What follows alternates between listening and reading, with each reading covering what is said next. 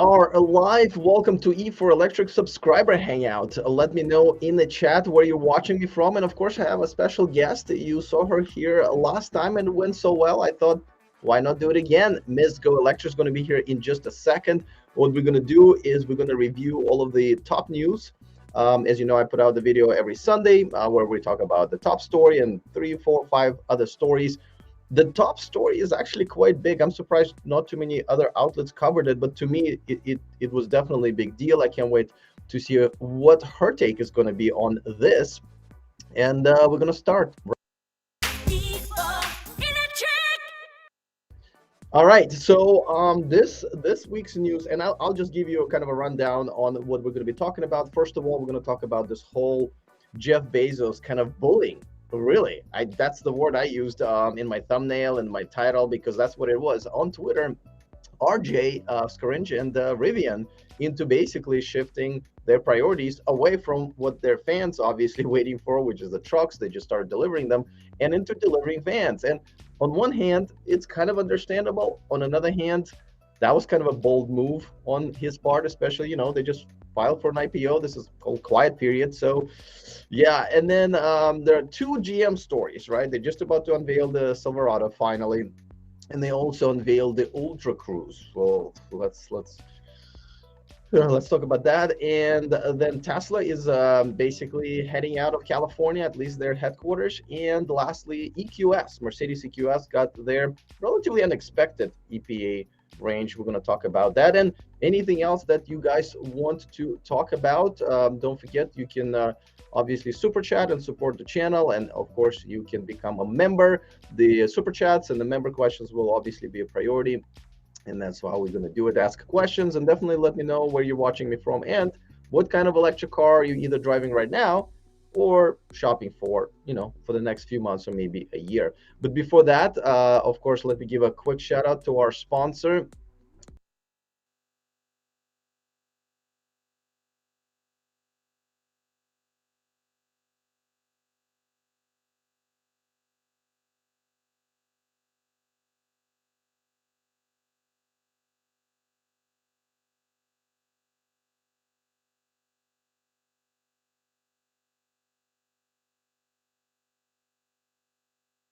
During this broadcast, because we go for a while. Oh, it says no sound. Is that true? There's no sound. Lacey, give me this or this if you are saying there is no. Oh, there is sound. Oh no, that people are saying there is no sound. I don't know why there would be no sound. Let me check. Well, you know what? I'm gonna bring Lacey in and see if her sound is on. How about this? Lacey, how are you? Hi, guys. All right. Can you hear me? I know I couldn't hear the sound on your sponsor video. I think that's what they're talking about, but I can hear you. So you can hear me too. Could you hear me during me talking while the ad was running? No. Oh, okay. There was no sound for the ad, but you can hear me before and after. Yep. All right. Well, that's kind of weird, but I'll figure that out later. So for now, you were here last time, and well, I love that people are watching from all over the world, from Ohio to Germany. Doesn't get better than that. But why don't you tell everybody who you are and what we're gonna do right now?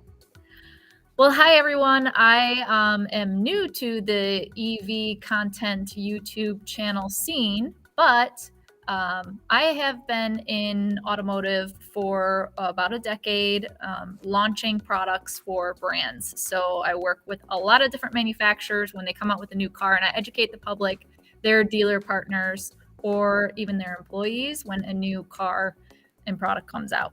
So now I'm doing it online a little bit more. So you'll see probably a little bit more of me as the months go on, but make sure to go to my YouTube channel at youtube.com/MissGoElectric and subscribe so you will not miss anything I have to come for soon. Yes, and I checked out a few of your videos. They're pretty cool. I put a link to your channel in the description of this video. So you guys don't forget to browse and subscribe. All right. So let's jump right in, and we'll see if there are any questions that are going to kind of come in at the same time. And I will think about twice about running the the ad again. for Energy Pal. But I actually did a whole video about Energy Pal because before that I didn't really know much about, like, why would I go solar, right? How does it happen? Do I need the batteries and stuff like that? And I'm in the business of green energy.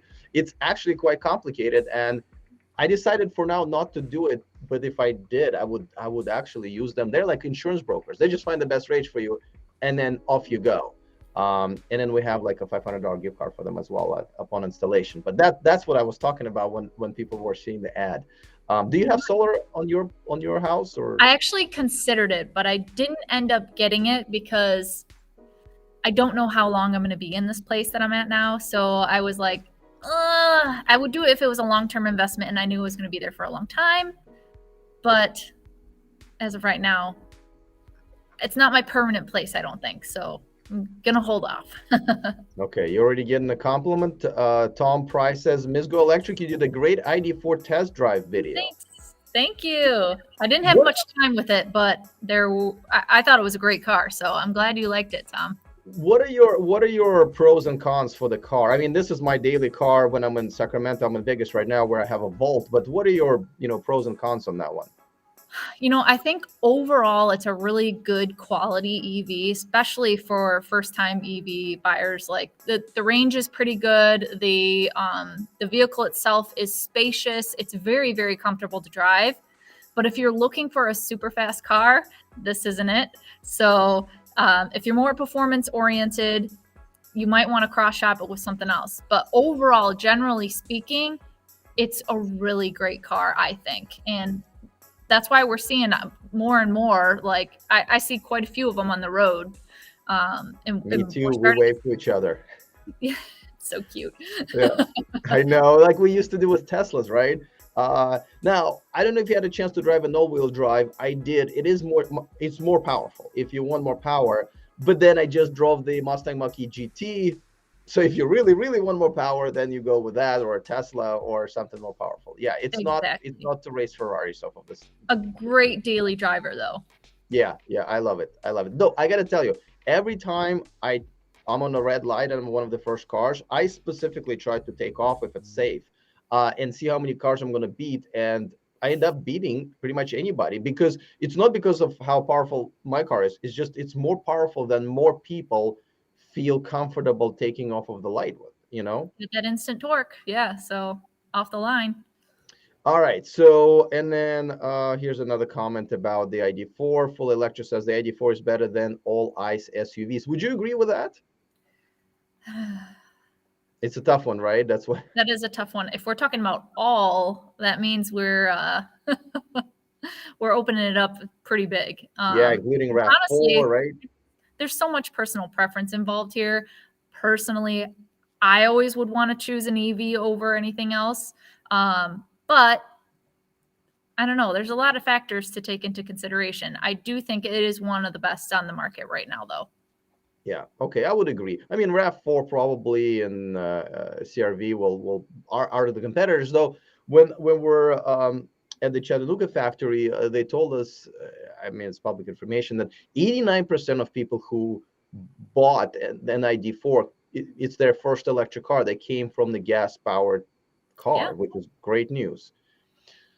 All right, so let's get to the topics, and I can't wait to hear what you have to say about this one. So we're going to start with the first one, and these are the topics that I covered on my Sunday video. Hopefully you guys watched it. Now, the top story was that Jeff Bezos kind of bullied Rivian into publicly on Twitter, and I'm going to have to figure out how do I bring in all the graphics and stuff like that. But essentially the way you can see it on his account. But he basically said, hey, you guys are doing a great job. You're a great team. RJ, you. And then he's like, okay, now where are our vans? Like he literally just spelled it out, which to me is equivalent of, bitch better have my money. And and don't forget, they are in the quiet period, which means once you file to go IPO, you don't want to rock the boat. You want to make sure there's no public statements that can jeopardize it. And we also found out as they filed for IPO that they Amazon might own as much as a quarter of the company. The deal that they've made on these 100,000 vans is quite one-sided. I mean, Rivian's got to deliver whatever is in the deal, but Amazon can modify it from, yes, 100,000 vans by 2025, all the way to no vans at all. Or, well, we'll just get the skateboards and have somebody else put the tops on the cars, or some just components and stuff like that. So, and then I played a clip again. I will figure this out how to do it on live stream, from my interview with RJ a couple of years ago, where he said that they are going to go with truck deliveries to customers first, and then the Amazon vans afterwards. And that's not how it's happening right now, because Amazon vans are already out there, and they just started deliveries after delaying it 3 times to regular customers. So, all right, so there's a lot to unpack here. So, what's your first impression of this story? I mean, to me, it's unbelievable. So I see it a little bit differently. Like, I think, okay, my idea is that press, even if it's good or bad, is press, and people are talking about it. And so that's the kind of stance that I see why he kind of took this route. He has, with all the like formalities in this contract to be able to get out, that's pretty standard across the board. I mean, it only behooves Amazon to want to have more products coming out from the Rivian lineup, to help Rivian continue to make them more money, because they have a substantial interest in that with, the investment that they've made so far. So I don't see it necessarily as him taking too hard of a dig. I think he definitely wants to make sure that he's getting the vans that he needs, because the reality of the fact is, Jeff is, putting forth the climate pledge. He's doing a lot of other things to push a green agenda and sustainability, and to have a delay doesn't look all that great. So I think it's just kind of his way of like poking fun of it, but also it is a serious point of contention that he kind of needs to stir up a little bit, and also just press in general. Like, let's get to talking about it. Rivian is delivering customer cars, although not a lot right now. And they're producing 3 different vehicles simultaneously. That is very ambitious and just insane to me, that a new car company, not only are you starting as a new car company, and yes, they've been around for 10 years or so. So new is relative, but they haven't actually produced a car until now. So there's a lot that they can get wrong, and it's a slow move towards full production of that and these Amazon vehicles. That's got to be so challenging. So I get his point. I get he wants them now, but Well, he's getting some pilot programs going now. So the skateboard is the same, though. The most important part is the same for all 3, for what RJ told me. So that should definitely streamline the process. And listen, I get that Jeff wants, Amazon wants what they want. I get it, right? And as a matter of fact, there was a comment that I put up, a second ago, where maybe it's even better for Amazon vans to kind of be the guinea pigs before, they start making the ones for regular folk. But at the same time, I'm just starting, why would you say that? Like, this is something that you would say privately, right? This is not something that you tweet out. And again, this is not the time to, rock the boat. So to me, this was an indication that, Jeff is trying to play Elon Musk on Twitter, right? Just kind of it's this is not something that should be said during this period, because, it can screw things up. And, if I was a reservation holder, I would be like, oh, am I becoming a second class customer now? That's what my concern is with this.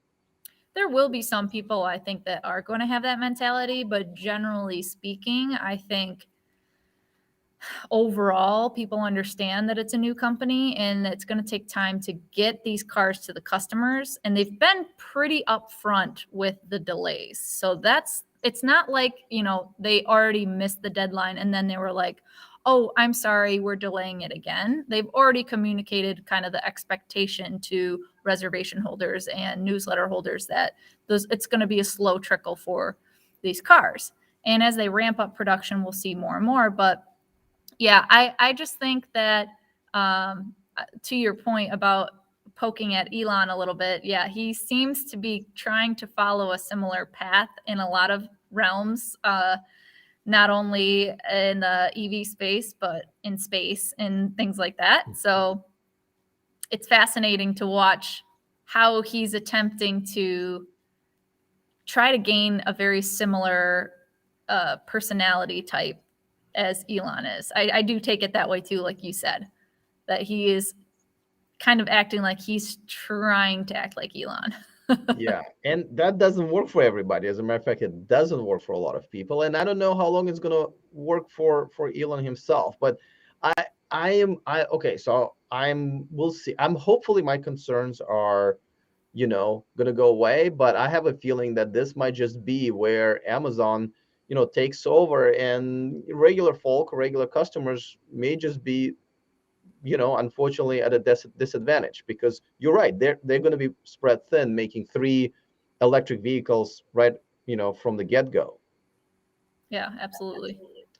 All right, so let's see and look at some comments here. There's actually some interesting ones, and Yeah, he did throw out that compliment, like Fully Electric is saying. Like he did compliment him first and then was like, but where's my van?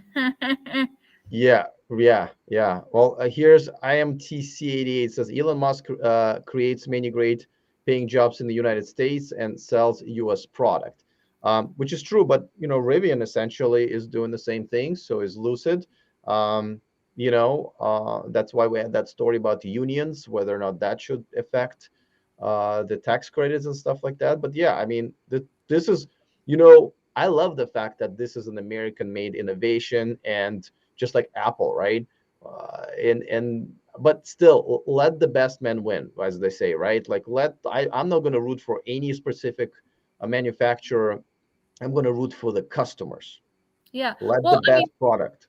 two, if you think about it, Amazon needs more than 100,000 EV vans if they want to meet their climate goals. So Rivian's not going to be the only supplier, in my opinion, for even though they have a really sizable investment in them, because if they want to meet their goals as quickly as possible, they cannot just rely on Rivian, which is a new automaker. They need to do work with a lot of different partners, and who knows who that's going to be or what they're already doing right now. I haven't heard much about it, but 100,000 is in a small in the scheme of things for Amazon. Amazon is massive. So it's not just Rivian that they're going to need help from in order to convert to electric commercial or fleet delivery. I think as far as the last mile deliveries are concerned, Rivian is it for them. But obviously, they have semi trucks and other bigger trucks and planes and stuff like that that still need to go, green for sure. Oh, All right, so here's another comment from Fully Electric. I think the comment was more intended as a fun joke, based on how positive the first statement was. You know, every joke has a little bit of joke in it, right? Again, these is this, he's a former CEO, I guess, but still, he is the leader on Amazon, and he is directing it at the CEO of the company we're talking about. I don't know if this is the time to make jokes, and I actually think he meant it. I mean, don't you think he actually meant it? He wants deliveries of the vans, obviously, over regular customers. I mean, Amazon is his interest, well, I not definitely, Rivian customers. yeah, like you said, I definitely think that there's a little truth to that kind of a comment. There's no doubt. Um, but I think he's just also stirring the pot a little bit intentionally. Could be, could be. Here's another interesting question. We'll go a little bit off topic here, but that's okay. Dragon King asks, will the prices of electric vehicles come down when the chip shortage ends? What do you think? It yes and no. So there are two sides of the coin here. There is a low inventory across the entire industry right now, which is causing what we call a bump on a lot of cars. It's not just EVs. So you'll see at dealerships that sometimes there's like a $10,000 plus bump on a car, which is above MSRP that doesn't go directly. It is a separate check, basically. So dealers are definitely taking advantage of right now the low inventory and being able to make the most money on the inventory that they have. So there's that, which is partially because of the semiconductors, but it's not specifically for EVs. Where we're going to start to see the prices come down in EVs is as we have more of that battery supply chain come into production vehicles. And now you're starting to see, as we heard a couple weeks ago, Ford invest in new factories specifically for batteries. And of course, GM back, when they announced Ultium at CES, they are making a huge investment. And brands have done it in the past where they've dabbled in that. But the big investments are coming now. And as we see more and more batteries enter the market, that's when we'll see the kilowatt hour, the price of the battery come down. And that's when EVs will start to reach closer parity to the gas products. So it's coming pretty soon. I can't make 100% predictions because we just don't know. I mean, we didn't even know COVID was coming. We didn't, and this caused a huge ordeal for us. But it's coming, and it's coming pretty quickly, especially now that we're seeing governments take action and make policies and write into legislation bans for future gas cars.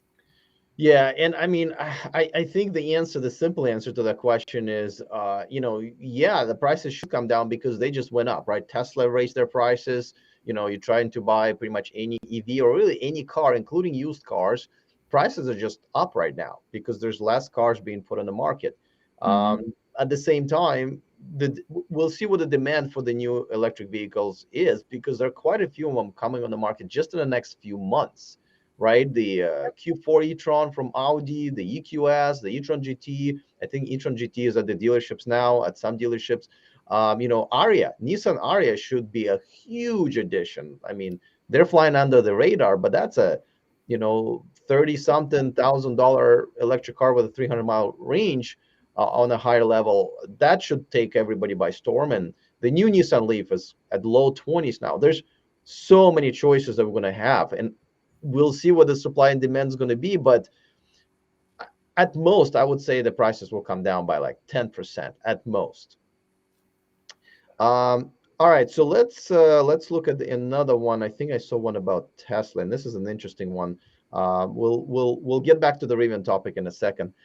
Jan is asking how much Tesla will cost in Europe when Berlin factory takes off. That's a bit of a loaded question. I mean, I don't think they're going to change prices that much from what they're selling right now, but I can tell you the quality, what you get for that same money is going to be through the roof. I mean, Sandy Monroe, who's been on my show, he's on my show regularly twice a month now. He basically says the quality is going to be night and day. I mean, they finally know how to create a factory that makes quality cars versus what they got in Fremont, which is just awful, especially when it comes to a paint shop. So the quality will be going up. What are your thoughts on the price? I'm with you. I don't think there's going to be a drastic change. What we're going to see probably a change in is the delivery times, and because we don't have to ship them across the whole region in order to get these products to the customer. So I don't think it's going to change a lot in price. If it does, it's going to be minute because that's already taken into consideration when they start exporting anyway.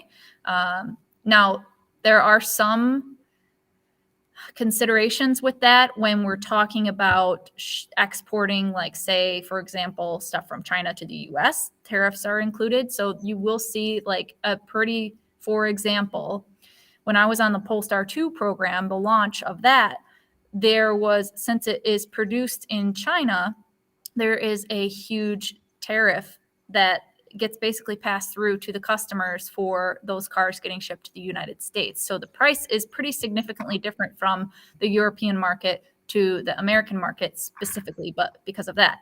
But you're not going to I don't know exactly what the, tariffs or anything like that in the EU is, but as far as I know, there's nothing that's significant like it is in the US. So you shouldn't really see any kind of difference in, having those cars come exported from on that side of the world. All right, now there's another comment to get us back on topic. with the Rivian story, and then we'll move on to the next one.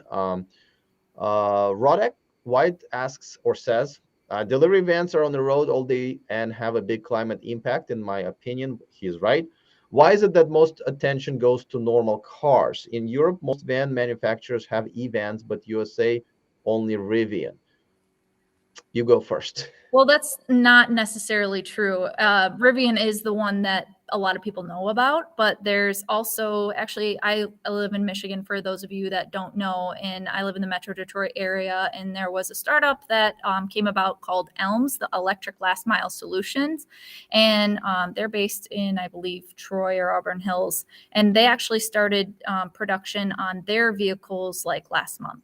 So they're actually a class 1, which is a smaller van, and they have some partners with a lot of common fleet distributors down near like Charlotte and in that region where it's really, really popular for fleet distribution. So Rivian's not the only one, but yeah, when it comes to the different form factors, you also have a lot of retrofitting companies. So especially in California, like for example, when I was in California a few months back, I actually was staying at a hotel, and the hotel shuttle to the airport was actually converted to an electric shuttle van. And so you're seeing a lot more of that nowadays because they don't want to have to go and buy a new product that's just getting built. They want to use the existing thing that they have, because range is like you said with the last mile, Alex, like 150 to 200 miles is just plenty enough, because with fleet, they are calculating the exact amount of miles that they're doing in a day, and there's not a lot of flex. Whereas everyday driving, like for us in passenger cars, could vary, and that's why range is a consideration for people to convert, because they have range anxiety. They want to be able to do road trips and this and that. And there is, I mean, there's a stigma there for sure. But when it comes to fleet or last mile applications, there are some options right now that exist for even retrofitting. So although it might not seem that there's a lot out there, there actually are applications being put out there right now. And there are a couple other things, I think. First of all, we do have a lot of electric buses, not just here in the United States, just in general. Electric buses is a thing, even in Russia. I mean, for crying out loud, I saw there's actually electric buses in Russia now. And so that's one thing. So we have plenty of those. But at the same time, it's no secret that China and Europe are ahead of us as far as electric car and electric vehicle adoption, just because of, it's a better climate for that, right? The incentives and regulations there make those markets more attractive. And I think that's what the current administration is trying to do. And, I'm not sure if they're doing it in the best way possible, but that's the intention, at least, is to build the infrastructure, give incentives, and make sure we're kind of catching up to Europe and the rest of the world as far as electric vehicles are concerned. But, I mean, I already test drove the was a Daimler's box truck, and I've been in a couple of semis from Volvo and Daimler. I mean, and Tesla at some point hopefully will jump in. So all of that is coming. And the reason we talk about electric cars more here on this channel is because most of you who are watching are not on the market for a bus or a box truck or a semi truck. We're talking about what we're interested in, which is what's in our garages, which are the cars that we drive every day. That's why we kind of give more emphasis on that. But I mean, there are channels dedicated to the industrial electric revolutions as well. Oh, so yeah. Just to be fair on that. And also in Europe, everything is so much more densely populated in comparison to the US. We are very spread out. So it makes sense as to why they've been able to adopt a lot quicker than us. Yeah. All right. So there's a interesting comment here, which we must address, I think, from LeBron, the game changer. LeBron James. So I've criticized him a few times. I don't think he's the right guy to represent Hummer EV, but that's a whole different topic. But the question here it's a statement. The Cybertruck is going to blow the electric vehicle space wide open. I wish when Tesla fanboys make statements like that would have a little bit of explanation or any type of specs or facts. But That's what we got. Feel free, LeBron, the game changer, to let us know why you think that. But how true do you think the statement is really? Well, I think there are a couple things that are true to that. And one is, and what we're also seeing with the F-150 Lightning is that if you can get the price point down to sub 30, that's amazing entry level point. But the other thing that I would agree with that statement on is that no paint job. So that being nearly indestructible in the sense that if you do have someone that like dings your car or whatever, there is no paint to be fixed. It doesn't get damaged on just regular daily door dings or anything like that. So I think that there are two statements there that I could see why you're saying that with the space being wide open, but it is such a polarizing design. And there are definitely, obviously, we've seen it with the amount of reservations that are put in place for the Cybertruck, but it's a polarizing design. Not everyone loves it. To be honest, at first when I saw it, I was like, that's a joke. Like, okay, now bring up, like, while I was watching the press We conference, all thought the I same know. thing. People in the media section, we were like, well, that's an interesting joke, but let's get to the actual truck. Right. And then, okay. I knew he said it was going to be different, but okay, I guess this is how different he was talking about it. But yeah, I mean, it's still somewhat lovable in my opinion, just because it's so crazy. And I just think like it's going to be so weird watching that drive down the street. It will be. But I mean, so here's a few things, and I feel like every time I have to go maybe more negative than I want to, just because I feel like I have to counter a million other voices on YouTube that's saying, yes, this is going to be the best thing ever. The biggest concern is obviously the size. I mean, if you can't fit it into your garage, that could just be a deal breaker. Yes. Just on that. Secondly, let's remember history. People just forget somehow very quickly, especially Tesla fanboys a lot of times, is that not a single time, I believe, Tesla has kept an entry-level model in their lineup. If you remember, it was a 40 kilowatt hour battery that Model S was supposed to come out. I think they made like 7 of them, right? Same thing with the Model 3. Same thing with pretty much every single model, right? Model Y is not, the entry level is not being sold. So there is very little reason to believe that a $40,000 Cybertruck will actually make it to the market, just based on history. But at the same time, they will sell to Tesla fans. Obviously, there will be enough of them. But in terms of blowing the whole EV space wide open, again, I wish you would clarify. Let's see if he actually clarified in the comments. But I don't know. I don't see any amazing technology except for the body and no paint being that much avant-garde. Yeah, I mean, can you think of anything else? The thing that I like about it is that it opens the door for other manufacturers to start thinking differently about the production process in ways that they can change, modify, adjust, or improve in not just building the same thing over and over and over again. It takes it, to the next level of consideration, in my opinion. That's what I really like about it, is that it's pushing the envelope, and you can say that generally speaking about, Tesla ramping up everybody else to get into the EV market. So that's how I see it, is that it is an introduction into something that can be enhanced in the future. Who knows which ways, but it's thinking outside of the box. And especially when it comes to these OEMs, we need more of that, I think. Totally agree. And like I keep saying it, like as much as I hard time I give to Tesla, just because the standards are so much higher with them, I believe, like I wouldn't even be sitting here, and I don't think neither would you be, and talking about electric cars as my full-time job. And I don't think there would be an ID.4 or any of the other electric cars if it wasn't for Tesla. So that's, Oh, yeah. that's, yeah. I agree. Okay, now he actually did clarify. So this is what he said, and he said it's different, but definitely going to be hard for competitors to beat the price. Now, again, it's like I didn't say what I just said.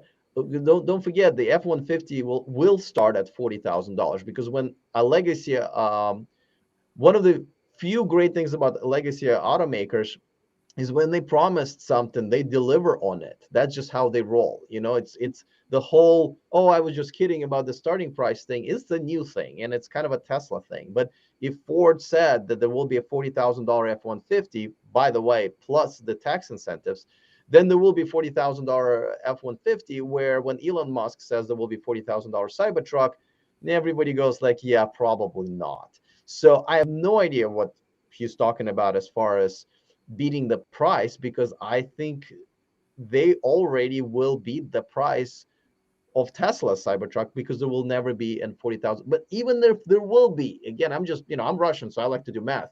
You subtract the tax credit, which I know is unfair advantage at this point, but the F-150 would be even cheaper. Yeah, I mean, it's a consideration. People do take that into consideration, the EV tax credit. So it's going to be interesting to see how that plays out, because I know so many people that are like, I do want to go electric, and I don't necessarily feel comfortable getting a Tesla because it's a little tech heavy for me. So I would like to go with something else. And on top of that, it does have the ability to still get the incentive. So people are shopping, and when they do shop, they do take that into consideration, even though a lot of people might think that Tesla is the clear answer. Like I keep saying, personal preference is everything. Not everybody just wants to have a Tesla just because, it might be the best. It might not be the best for the person shopping. So it's something to consider. I do think there will be enough Tesla fans to actually go ahead and buy it, no matter the price or whether it's in the garage or. Yep. Now here's another interesting comment. EV transformation. The Cybertruck will be useless as a work truck. Can approach it from the side with a forklift. I believe that the Lightning will be the game changer. What do you think about that? Well, I mean, not every work truck involves having to use a forklift. I do think there are going to be some practical cases where, you can use the Cybertruck for work. It's not going to be as expansive as you would think for an F-150 Lightning. That's the reality of the fact that people like something that looks a little bit more traditional and acts a little bit more traditional, and they have all the power hookups and generator type style ability to use all their tools on the go. And Tesla's going to have probably very similar capability to do all that as well. But yeah, you are limited by other factors because of the size. So we'll see how it plays out. But I think the traditional work truck person is going to go for an F-150 Lightning. All right. Well, we got our super chats finally rolling in. Nate Jones is just a regular super chat contributor. I appreciate it, Nate. He says it's $5, and of course, you guys know this is going straight to my Chipotle meal. Just dropping a by to say hi. I'm shopping for an apartment, writing a wanted ad. Have a good day. Hey, Good good luck. luck. Are you buying or are you renting? That's always exciting and nerve-wracking. The last time I was shopping for a house was here in Vegas. What was the last time you've been shopping for an apartment or house, Lacey? About 4 years ago, and it took a while for me to find the thing that I liked. Yeah, and I don't go the traditional route, so the place I live is kind of different and unique, but that's because I like to try to find good deals, and that's not easy to find nowadays. Oh, yeah, I agree. Hey, we have another super chat, but not from anybody, but a person who you were just actually on his live stream, Ricky from 2-Bit Da Vinci. As a matter of fact, you know what, Ricky? I'm going to drop a link. What do you think about that? I'm going to drop a link into the chat for you. And if you want to join us, you go ahead and do that. But I'm going to read off of because we gotta talk about the ID4 comments you were making during the live stream, because I wasn't there. But no, another $4.99. That completes the budget for my today's lunch. And he says, "Hey guys." And by the way, 2-Bit Da Vinci, if you guys have not subscribed, Ricky, do me a favor, drop your URL, your channel link into the chat, because you guys should subscribe. He does a lot of electric vehicle reviews and stuff like that. He just did Lucid and Rivian, but also a lot of green energy and technology is surrounded that. Like stuff that he talks about is way over my head. If you want to really dive into stuff and hear it from a really smart guy, that's the channel. And he's a Tesla Model Y owner. Model Y or Model 3? I forget. I thought it was Okay. What's your take on Ford dealers marking up the Mach E up to $20,000? I mean, it's capitalism, right? I mean, that's one of the reasons I didn't get it, right? Like my choices were ID4 and Mustang Mach-E, and the fact that, at that time was 10,000. As a matter of fact, they're marking it up so much. I was talking to Ford people just the other day about it. When I called the dealer just to kind of check up and see how things are going, I like to secret shop, and I said, well, how much are you marking up on the over MSRP? And the dealer had no idea what the MSRP was on the Mustang Mach-E. That's how much they charging it up. They have no idea. MSRP is already, as far as I'm concerned, is the They're highest already making markup. Yeah, they are already making money off that car at that price. That's the fact. Well, what do you think? I do have a hard time with this because I can see both sides of the coin here. On one side, the dealers are doing what they can to make the most profit off of the inventory that they have right now. And so we talked a little bit about that earlier. But I'm not saying I hate dealers, but the problem is that there is a middleman involved. And when there's a middleman involved to the scale of what we're seeing here, they have a stronghold on a region a lot of times, because what happens is, and now it's happened even more over COVID times, is that these smaller dealerships are getting bought out by the huge, massive dealer groups. And when that happens, you can drive like any which way and like for like an hour or two, and you're still going to be buying from that same dealer group. So is it really a free market at that point? So here's another comment on that. No, I'm with you. I'm on. Well, let me just read this other comment. This was actually directed at Ricky, but Brian says it is an absolute joke, and no wonder people prefer the Tesla sales approach. Ford should reel their dealers in and stop them profiting with spurious, non-existent dealer fees. Okay, but go on. I had a feeling you had some more to say, because I'm going to jump in. I'm actually going to sort of, I don't want to say defend dealers, but I think there's another side to it. But you go ahead first. There's absolutely another side to it. And don't get me wrong, not every dealer is bad. Not everyone is charging a bump. But I will just be frank with you. I was on a program recently where I was going to a different dealership every single day, and 90% of those dealers had a bump of at least $10,000 on pretty much every single car at the dealership. So it is a common thing, and it's not one brand, it's across the board. Now, someone did say lots of people work for dealer groups and depend on them. Okay, I get that argument, but did you also know that literally over 80% of dealer sales staff turns over within 90 days? That's a fact from NADA. So the money is all really funneling to the top, to the people that own the dealership. And the turnover is insane in dealerships. It's just constant turnover. So it's not like they're having long time careers in a lot of cases. There's some dealers, they have like someone that's worked there for 20 years, but the majority of the people, it's a new job for them and they won't be there for long. Well, so let me kind of present the other side, because I mean, I my last car before that, I bought, I got a Tesla, and, now I got it from the Volkswagen dealership. And, if Tesla would have executed their model close to perfect or just well, that would definitely be a superior model. But the benefits that I'm getting from the dealerships that, when I bought my Volkswagen and when my Chevy, one is service, right? I don't have to, if I call a dealership service department, I will be taken care of within 5 minutes, not ignored, not, put on hold for an hour. I remember my last few months with Tesla, what really did them in, as far as I'm concerned, is that I couldn't get a hold of them, and I was having problems, and the service, center had 2 or 3 months wait. Um, you will have a better service, at least if we're comparing it to Tesla. We don't know what Rivian and Lucid are going to be like. So that's one thing. And there's obviously way more service centers than Tesla has right now, but that's just growing pains. But another hand, when I was promised my ID4 on that day, when I showed up, my ID4 was there. And what's happening with, let's say, Tesla right now, you can show up to pick up your Tesla and it's not going to be there. Or you're going to sell your previous car, get a pre-approved loan from your credit union, and within a week or two of deliveries, or even a month, Tesla can push your delivery up or down, and you don't know.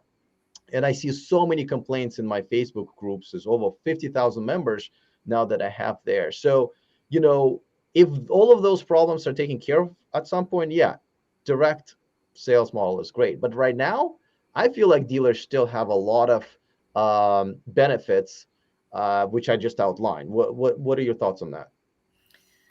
Yeah, there are two sides of this, and I definitely think the majority of Tesla's problems are because of the growing pains. Like, they're just trying to keep up, and it's falling short in some places. I've not had any issues because all of my mobile services happen right in my driveway. So I love that. That's super convenient. And that's something that we've seen not only for Tesla, but that has been expanding across the industry for other brands to offer, even with pickup and delivery service, where they will, if there's a major fix, they'll come get your car, take it to the dealership, drop you a loaner if you need to, and then have it dropped off when it's done. So I love to see all of that kind of stuff, because if people are comfortable with that, it just makes the experience a lot more convenient. But I really do think it's growing pains, and it's not exclusive to electric vehicles or Tesla. So that's the other side of it. Luckily you found a good dealership where you have a really reliable service center to be able to communicate with and get stuff done quick. But it's not reliable anywhere. Yeah, no, it's true. And I got to tell you, I did not have a perfect experience with Volkswagen service either. I do not want to praise Volkswagen service in any way. I actually had a few problems, but I didn't have the basic problems of communication, right? Like, to me, my service center needs to treat me better than my Tinder date, right? It can be I can be ghosting. It can be ditching me in the middle of a conversation. It just needs to have a better quality service than my Tinder date. So I think that's a reasonable low bar to have. But we have bunch of, as you can see, most of my analogies go into the hockey or my horrible dating life. All right, so there's bunches of super chats that let's get to them real quick. And thank you guys for contributing to the channel. It's my full-time job, and I really, really do appreciate it. $10 super chat from Mr. Faster. Now, he also bought me Chipotle lunch for tomorrow. I get a bowl and a fresca, so $10 is like perfect fit. Greetings from Atlanta. Oh man, I got to get to Atlanta one of these days. I had a layover and I looked at the dating app, and I was like, oh my God, should I cancel my flight? All these messages. Oh my God. Yes. Okay, so he said, I bugged Kia some more to get a test drive in the EV6 GT. And what happened afterwards? Where's the rest of the story? Did you get it? How was it? It's a cliffhanger. It's a super chat with a cliffhanger. I like that. Well, I hope you got it, and I hope you will get it. People love that car, and I haven't had a chance to even see it in person. It's not my cup of tea in terms of visuals. I'm still not really sure if I like it when I see it in person. But as far as the features and the technology, holy crap! Like this. I won't be surprised, and let me know, Lacey, if you agree, that there's a possibility that EV6 or the Hyundai Ioniq 5 could be the best sellers over Tesla in their category, over Tesla, over ID4, over Mustang. Yeah. I love what Hyundai is doing right now. Actually, so to tap back into the whole Amazon thing real quick, because Nice. Hyundai actually just started showcasing their vehicles for sale on Amazon. So this is like a new thing. What? I did not Yes. hear that. So it's like a a virtual showroom, I guess you could say, where it's kind of, I think, the introductory to sell cars on this platform in I'm a surprised it really hasn't happened earlier. huge way. So technically, this actually just sends you straight to the dealership to finalize anything. But to be able to have your products on Amazon, like, this is a really exciting introduction. I just saw Yeah. this come up this past week, and I'd love to hear what you guys in the chat think about this. Do you think, would you buy a car off Amazon? I think it's so exciting what Hyundai is doing, because to just push the envelope like that, and they have good products. Like, they've been coming out with great EVs for a little bit of time now, and they're just getting better and better, and they're introducing products that are very important in the US market, like the EV6 and the Ioniq 5 and the new GV60 from Genesis. So there are going to be 3 different products on this chassis that are going to offer a very wide variety of personal preference from Hyundai, and they're just doing a lot, I think, in a good way that's moving the industry forward. And actually, Genesis is going fully electric. So they are going to be, their luxury brand is going to be all electric. They're stopping producing combustion engine cars in 2025. And by 2030, everything will be all electric.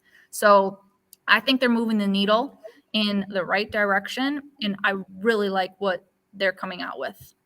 Well, I just wish Jeff Bezos would be tweeting about that rather than, getting his stronghold on the Rivian vans. All right, we got a couple more. Super chats. Oh, damn! This is almost for $20. Now the rest of my week, I can eat for the rest of my week, Lacey. I think this is exciting. All right, 1999. And why is this 99? Like, is this like to make it attractive to me to buy this super chat? I'll take it. All right. Like an infomercial. Yeah. Fully Electric says, Alex, not to go off topic, but keep up with the awesome news content delivery. I am okay with that, not non-topic topic. Thank you. I appreciate that. Man, this is why I love doing this chats. This is the only time that I hear kind words from people rather than when I read my comments. The reason there is a hard stop on this today is I have my therapist scheduled for 3 o'clock today. And, I might as well read my YouTube comments at my therapy sessions because, very few of them are nice. And that's why I started featuring the grumpy comment of the week. Just take like the either funniest or the meanest one and just go with it.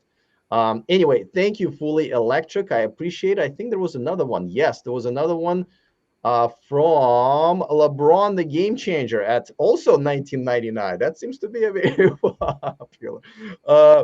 I love you guys and gals. I'm assuming there's only 2 of us here for now. By the way, this is the problem I get into as a I know I've been here in America for almost 30 years, but I would say, hey guys, and I do it all the time. And I will be like, hey, what about gals? And see, to me, always, you guys always meant, hey, you, Everyone. the group. Like they say, the mankind, right? It's not that male kind, it's just mankind as man, as old species, right? So, but I get in trouble sometimes. They're like, well, what about gals? I'm like, no, I mean, guys in terms of, anyway. So I think that's what he meant. I'm assuming it's him. I agree. You're not offended, right? No, I actually say it all the time too. Guys, Okay. like with girls too. Yes. Excellent. Good. We're on the same page there. Yeah. We're on the same page. All right. Is the ID4 going to survive in the EV space in the future? Your thoughts, and no sponsored talk. Be 100%. All right. So that's a loaded question. So let me start on. Let me kind of get in there first.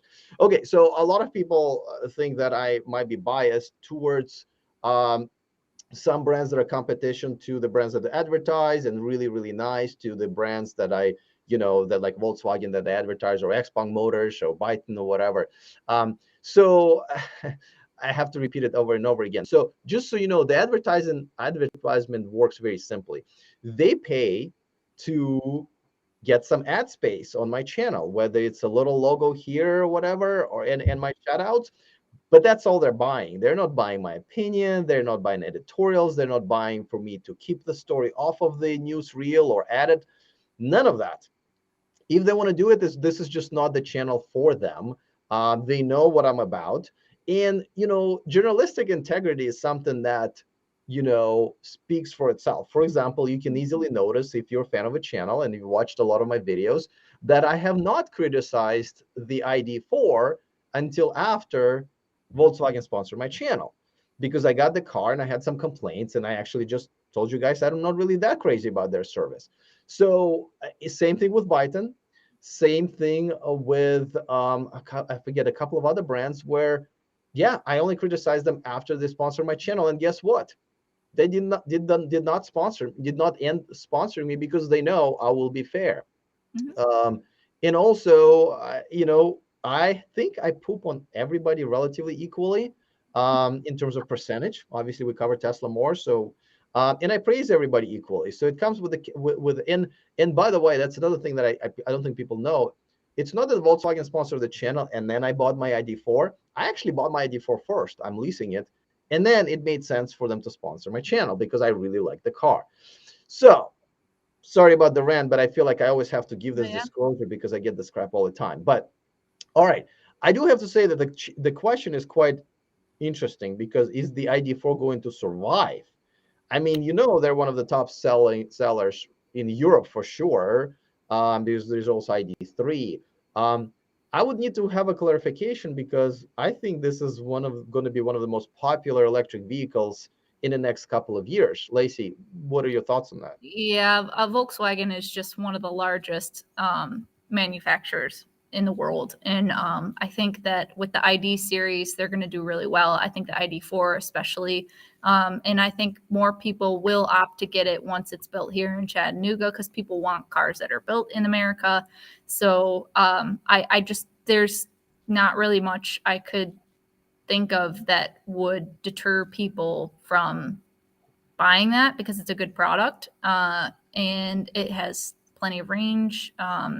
I wish I'm a big advocate for more range, just because I do a lot of road trips, but it's sufficient for most people's daily commutes that's usually under 50 miles a day anyway. It's a great car. I don't see for any reason as to why they would not survive. It seems like a no-brainer to me. As a matter of fact, I think ID4 is what's going to make them survive, right? Because they're Volkswagen Group. It's a big group, right? They have Audi, and Audi is just about to have their third and fourth models on the market.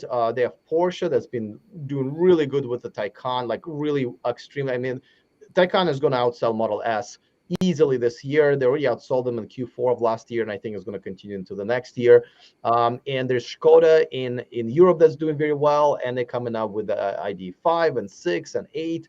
I think the question should be reversed. It really, ID4 is what I think is really going to become the car that turned the brand around. Because when I picked up my ID4 from the Volkswagen dealership, I thought their showroom or their lot was a Volkswagen used car lot, because the design is so awful. And when you look inside of the car, it's like, wow, that must have been made 10 years ago.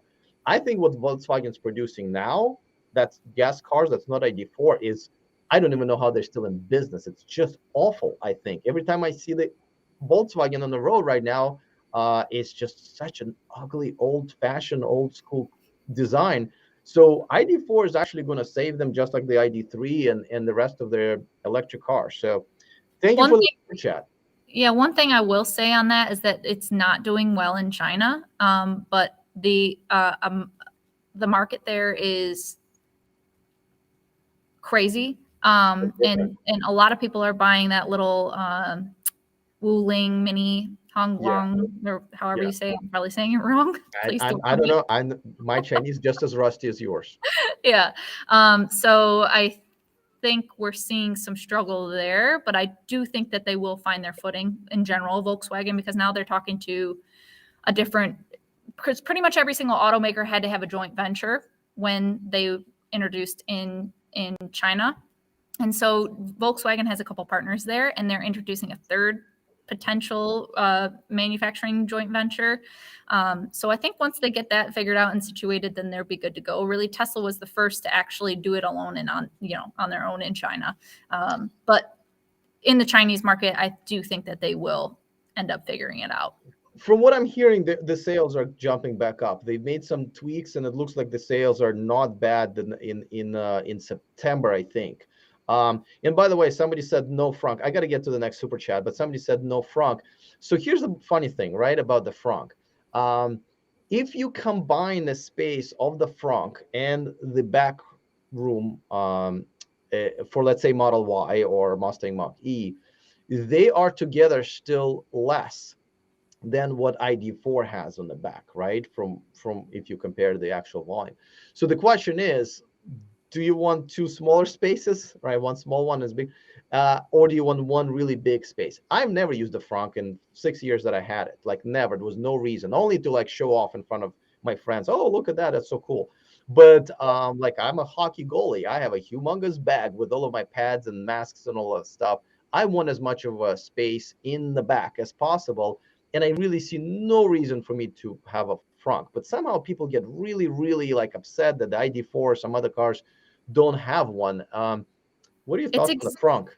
It's existing EV buyers because they're so used to seeing the other products come with a frunk. And so the reality is that the people that are shopping from a gas car to, I mean, it's probably not a Porsche that they're coming from to hop into an ID4.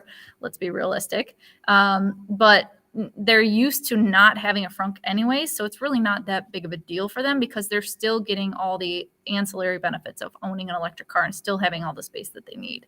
So yeah. I don't really think it's that big of a factor. It is for people who already have electric cars because they want more space and they like that capability, but it's really, in my opinion, it's not that big of a deterrent. But don't get me wrong, Volkswagen should have put a damn frunk in it. They should have known, like, like Volvo did. It's a tiny little lunchbox, but it's there. Can't say they don't have a frunk. I think that should have been a thing. And I told them multiple times, not that they can change anything about it. All right, another super chat from EV Transformation. $5, no comment. So I'm just going to say thank you so much. Mm-hmm. I saw Ricky just a second ago in our waiting room, and now he's gone. Ricky, where'd you go? Let's see. He said, I really like and this is in comments. He said, wait a sec, here it is. I really like the ID4. It's way better than its rivals. Which, you know what? We can just ask him to tell us. Here it is. Ricky, welcome to the live stream with Lacey and the rest of my subscribers. Nope, I can't hear you. You're on mute. He's only been doing this for 5 years, so don't worry about it. But okay, well, we'll just, you know what? We'll just read what you said, and then, okay. He said, I really like the ID4. It's way better than its rivals, which in my opinion are a RAV4 and CR-V. I would also throw the Mustang Mach-E. There you go. There's a sound. Yes, can you hear me? Yes, I can hear you. What's going on, my friend? Not much. How are you guys doing? Hey, Lacey, how's it going? Hey, Ricky, how's it going? Good. Just got back from a little electric bicycle riding. I'm reviewing this e-bike that I love, and I'm getting outside and getting exercise and stuff. It feels great. You're gonna have to explain the electric bike concept to me, Ricky, because I don't understand. To me, it's like if you don't want to exercise, then you put something to your bike that actually makes you pedal for you. Am I off here? So I live on a hill, and you'd have to be like Lance Armstrong, circa 2011 to ride up this hill, in any kind of shape. And I'm not in that kind of shape. So for me, I can actually enjoy my hill and get back with feeling good. My bike has it assists you as you pedal, but you got to pedal. You can't just sit back and turn a throttle or something. So it's pretty awesome. I'll bring it over and you can ride it. How about that? All right. So you okay, got it. So it's a bicycle for those people who cannot get up the hill. I understand. Well, what if you live 20 miles from work and you don't want to be all sweaty, but you want to get some workout in, right? I'm going to convert you. I'm going to convert you before the month is up, my friend. Okay, I'm up for it. Yes, Lacey. I've got a couple e-bike videos too you have to watch because I've got a Sur-Ron and I also have a mountain bike style e-bike called the Nyreka, and I'm also getting another one here next week that I'll be doing a review on too. So e-bike mania over here between Ricky and I. All right, you guys, sure. I will. I'll take your word for it. But listen, what do you guys want? I mean, we have a million topics. We have a bunch of people asking us questions. Ricky, I watched your stream with Lacey, which you guys did a couple of days ago. I thought you were a bit harsh on ID4 and got a little Was I? Tesla invoice there on your Model Y. What's going on there? No, I mean I've told you before. We actually really like the ID4. I've driven it for about 1,300 miles on long road trips and stuff. It's a really comfortable, fantastic car. What did I say on my live stream about the ID4? Okay, well, we'll have the court reporter read it back to you. But basically, so let me remember. You were talking about how Tesla is much better about, and I just don't remember what you were saying, because I think you were comparing your Model Y to the ID4. But I was like, oh, I I don't don't know. think so. It might have been about the dealer experience of it. I Like think one of that's my what it neighbors. was, and I think we just So covered it earlier today, because you're yeah, forgetting how badly Tesla treats their customers a lot of times at delivery, and if you need help and stuff like that. So it's I mean, uh, yeah, I'm not sure about that. My delivery was fantastic. It was a bunch of people who were super excited. I was so pumped. I was so happy to get my car. Everything went smoothly, and in 2 years, I haven't really had any issues. So I mean, you could say that I'm one of the exceptions, but I mean, for me, it's been pretty nice. But it's so the cool. ID4, when I had the ID4 Wait, with wait, me, and wait, wait, wait. You can slide over it. We get better treatment sometimes at at service centers and dealerships once they find out we have a bit of an audience. So Alex, that's maybe the you beauty. do. I'm a nobody. No one knows who I am. I don't think that was the case with Oh me. With wow! By you, the way, yeah, maybe.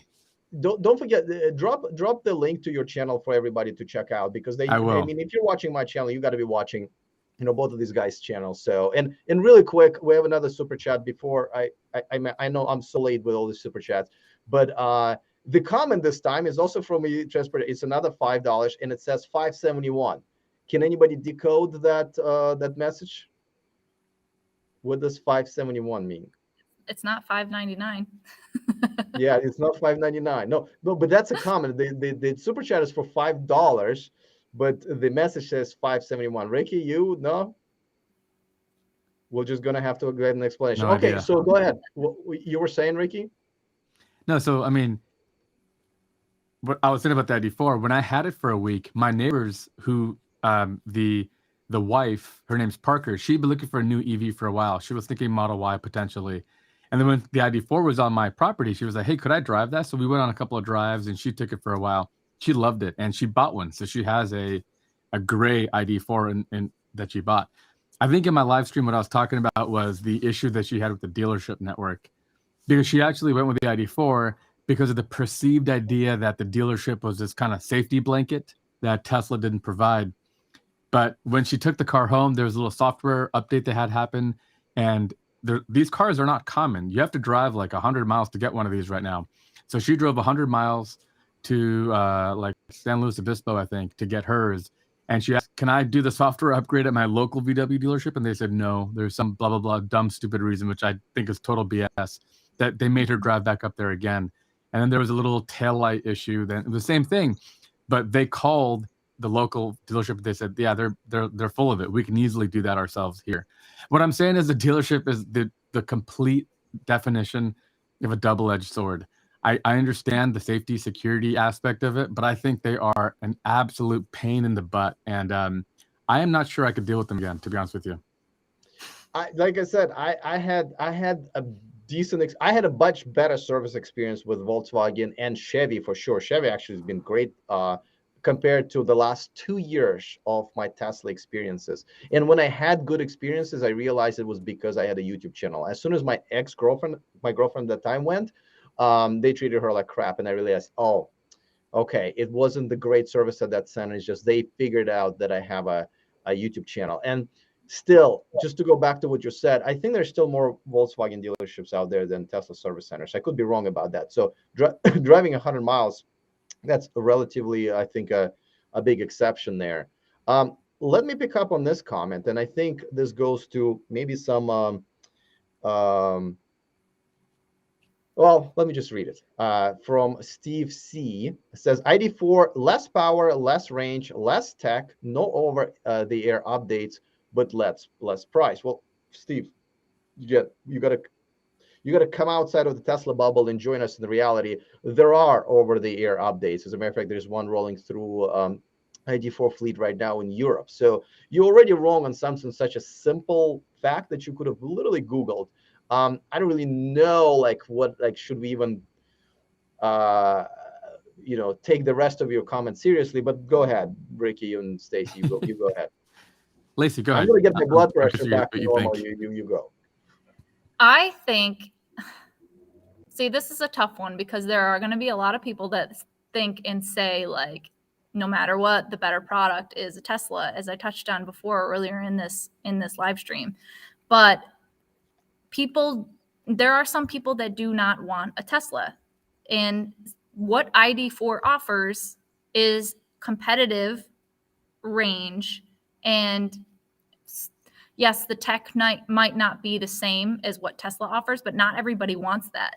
I mean, the reason why I'm saying this is because I have literally interacted with so many people on these programs that what I do for a living, that I hear all of it. When I was on the Polestar 2 launch, I had so many people come up to me and say, I am so excited for this because I am not connecting with Tesla for some reason. I know that people tell me that it is really great, but not everybody wants that. So we do need more options out there that are going to be different, that are from brands that people are loyalists to, that are willing to take the plunge. And I think the ID4 is, although it's not the fastest, as I even say and quote in my video, it's not the fastest, but not everybody wants that in a car. So, yeah. And to build on that, like, for example, let's take the vents, right? Tesla has like the super high tech, the most high tech way to do air conditioning, right? To me, the old fart Alex, when I'm driving, I don't want to be messing around with my touch screen. I just want to grab the vent and either, target on my face or get it off of my face, right? I don't want to be messing around with the screen. That's just me. That feature is already a deal breaker. And I also like an instrumental panel in front of me or a head-up display.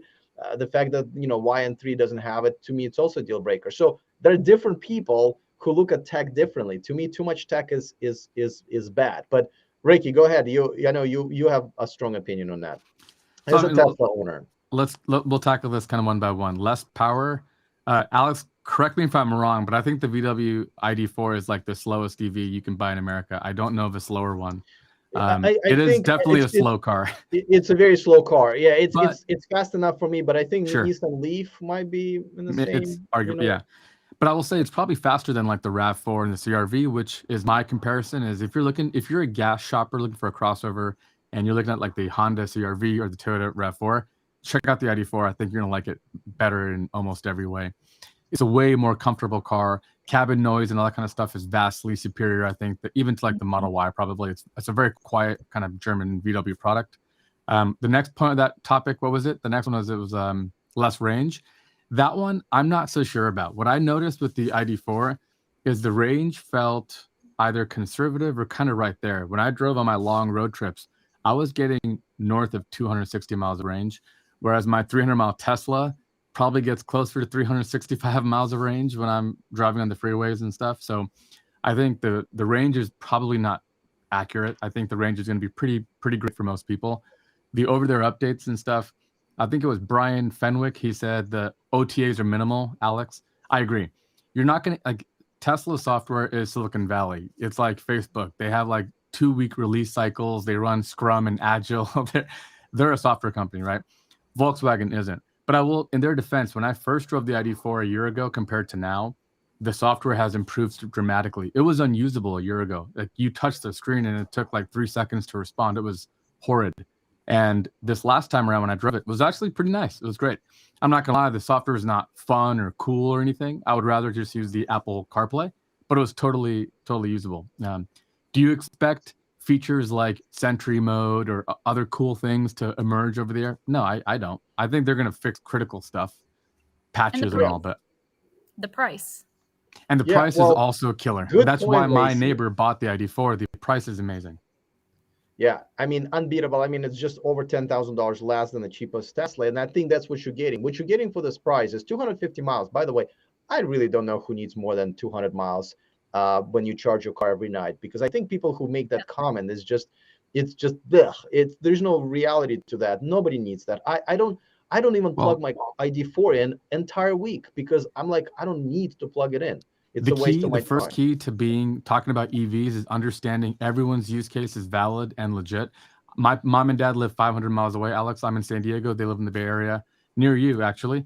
So for me, the ID4, between being a little bit of a slower charger and everything else, it does take a little bit longer on a road trip. But 250 miles of range is, I think it's important, especially when you consider that people are driving from Northern and Southern California, which is fairly Oh, common. And but on daily basis, I mean, no, yeah, not at all. yeah. On So that's daily what I'm basis, you saying. charge at home, and you never deal with charging Yeah. outside at all. And that's what happens most of the time. But also, don't forget, it also comes with 3 years of unlimited fast charging. There's something to it. And essentially you're paying around what, $30,000 for this car. So if you're comparing it to a $50,000 car, $30,000 car, it makes no sense. But I think we should move on, and mainly because I got to catch up on some super chats, because this is the third one from my software is getting a little laggy. It's from EV transformation, but this one actually has something in it. So I appreciate it. That's Nigel. Oh, Nigel, what's going on? I didn't know that was you. Can we talk about EV outreach and education sometimes, or how to get dealerships and salespeople to embrace EVs? I am an EV educator. So is Tom Malogny, my Sunday contributor, and I think Lacey, you've done some of that as well. Mm-hmm. That's what I do. I not only educate the public on new products and EVs, but I also educate dealers and OEM staff. So it is a feat, I will say. You have a good point here, Nigel, because it is very much needed. And like we were just talking about, use case is very important. So there's a lot of misconceptions about EVs and how practical it is. I mean, I can't even tell you how many, just even in my friends group or my family group, who they sit there and spew these myths. And I'm like, you don't get it. Like, specifically, I do think it is very important to consider if you do not have at-home charging, it is much more difficult to make it a reasonable purchase. But if you can charge at home, to me, it's like, it's a no-brainer. Totally agree. Ricky, you want to jump in as well? Yeah, I really agree. Currently, part of the problem is EVs are a small volume sale. So if you're and also there could be wait lists and stuff. So put yourself in the shoes of like a Ford salesman, and the guy comes and says, I want to buy a Mach-E. You might only have one. You might have to special order it compared to the hundreds of gas cars you have laying around that you could sell them today, right? Plus, when you sell a gas car, you have way more in the way of maintenance and stuff down the road. So, I mean, I don't know. That's a challenge I think that we need for sure. By the way, I love his channel name, EV Transformotion. That's pretty clever. Mm-hmm. Nigel, and you guys mentioned, Lacey, you're an educator in this space as well. Tom Malogny. We need more of that. We need people who can speak intelligently to this. I've met some people who run companies like Chargeway. That's a gentleman named Matt, and they talk about the charging side of it. Currently, 250 kilowatt, 125 kilowatt. People don't understand what that means because it's such a abstract concept compared to like gasoline, which is you stick the tube in and you hit go, right? So they're making applications to make this more friendly, user facing. So I love it. I think we need a lot more of this. We need more people thinking about how to better educate the public. And we're all doing this on our channels, right? All the time. Yeah, and one more side of that too is that dealers are going to try to sell the product that they make the most commission off of. And right now, that is bigger SUVs like, Expeditions or Explorers or whatever, like premium models plus larger models always are a higher commission. So we don't see a lot of EVs in that space. Yeah. All right. And really quick, I got another super chat, $5. Thanks for all you do, Alex. Nice to get my EV talk fixed with some humor. Yeah. Lately I started, people told me like, why aren't you acting on the screen the way that when we're hanging out, it's usually fun to hang out with you and you're just a talking head on your channel. I was like, maybe I should make the silly, stupid jokes that I make. And I started doing it. And somehow people thought that was a good thing. And you know where I got it, Ricky? I got it in the group that you created. Remember, somebody asked the question in that group, like, what do you want your channel to be if you like, and I was like, I can't believe I'm stunned with that question. And I realized that I want to be like John Oliver of Electric Car News or something like that, right? So, I mean, high bar to set, but you know what I mean, right? So thank you for the super chat. Now, before that super chat, I think we're done with I think I'm caught up with the super chats, but there was another question that I think I'm glad we have Ricky here. Here it is. It is from Abdullah Turki, and he said, could you talk about Lucid, please? And you know who can really talk about Lucid is Ricky, because he just did a test drive, which I decided not to go to for some other reasons. But Ricky, give us a quick synopsis of what you thought. Yeah, I've kind of been tracking them for a while because, they first had their unveil in 2016 about the car, and it's been a bit of a bumpy road, but it sounds like they're in production. They're reaching a level of, single digit, low double digit number production early on until they ramp it up coming up. But they've got the factory. They've kind of, they're making good progress. I'm really happy to say. And I was really happy that they let us all drive the cars. I was actually, my test drive was okay. The gentleman that was accompanying me was like, I don't think anyone told him that I was part of the media because he didn't really let me do all the cool, crazy stuff. But I have some footage and I'll share it with you, Alex. I was in the car with Tom and with Kyle Connor from Out of Spec Motoring. And Tom was an absolute crazy person. He was flooring it, slamming on the brakes in the middle of the freeway, just completely going. And it was amazing. I just did a test drive with a Mustang Mach-E GT, and that man drove it so crazy. As a matter of fact, he was driving it so crazy. We saw a cop, a sheriff, going the other way. He turns around, right, and then starts following us. But the thing is, my assistant Michael was driving behind me, so we thought he was just going to get him. And so then Tom slowed down. So and then we pulled over. And then sheriff goes by, right? I'm like, I bet he's going to be waiting for us at the next turn. And guess what? The next turn, sheriff is sitting there waiting for Tom, who was already behaving all right. But he really floored it. And then after that, when we were doing like the actual, the actual track driving or whatever, and Tom said, oh, I don't want to do this. This is not for me. And I was like, come on, Tom, you should a little bit. He's like, okay. And then he just drove like almost that thing off of the lot. It was just the most insane driving. So yeah, no, that man can drive for sure. But sorry, go ahead. There's one point I was in the back seat and I had my camera thinking I'll send them some footage for their videos. And I'm holding the camera behind their head, catching Tom driving, and he just floors it. And my phone flies out of my hand and hits me in the head. He was having a great time. I have the footage. I'll share it with you after this. Yes. So yes, I will say that the Lucid Air, I think, is much more of a GT car, right? A Grand Touring car. What I mean is, it's not like a scalpel on the racetrack. It feels a little bit heavier, but it's very comfortable, crazy fast. From what Kyle and I think Tom, I think Kyle has driven the Plaid. What he said is that it's maybe a little less fast accelerating. I think that's actually part of the programming and like the ramp up of the torque that comes out of the motors. The Plaid is supposed to just be bonkers. It'll basically be at the edge of tire squeal all the way through and just absolutely smash your face in. The Lucid is maybe a little bit more dialed back than that. And over the air, they can make an update for track mode in the future and allow some of that kind of power to be unlocked. But it's a very comfortable cruising car. I've always liked the interior fit and finish, the kind of the mid-tones and some of the other kind of accents and stuff. So it's a really nice car. Anybody who's got a reservation for one's going to love it. The looks are kind of subjective, obviously. I'm curious what you guys think, but I love the front. I've always loved the front of the car. The sides of the car are great. The back isn't my favorite thing in the world, but like the side and the front, I've always loved. Really hope that they do well, because what I was saying in the video that I made was we've proven Tesla can do it, right? So we've proven there was an exception. But when Rivian and Lucid become powerhouse, like 3, 4, 5 years from now, they're making 100,000, 500,000 cars, then it becomes the norm. And that's what we want is, if you want to start a new company, the electric world will allow you to do that. And I think that's the exciting part about it. Yeah. And I'm going to throw the next one to Lacey, but Lacey, Lucid just came out with announcing their self-driving package, and it's very good. I have not really looked into it because it literally just came out, But and just so you know, the test drives were about 10 minutes from what I remember everybody saying at the Lucid event, which is just weird. Usually we get to drive for a few hours, as you know. And now, as soon as that's over, they announce self-driving, which would be actually exactly why I would want this car for a while.